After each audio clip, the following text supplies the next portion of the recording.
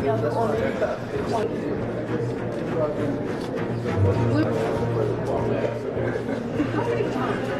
being here, I'm here with my colleague.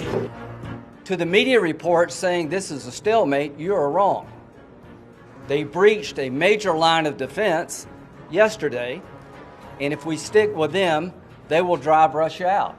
ATACMS are necessary. Long-range artillery is essential to reaching targets deeper in Soviet-occupied territory. We're here to say, in a bipartisan way, we want to help them. We want to make sure they have the resources they need to be able to fight back against Vladimir Putin.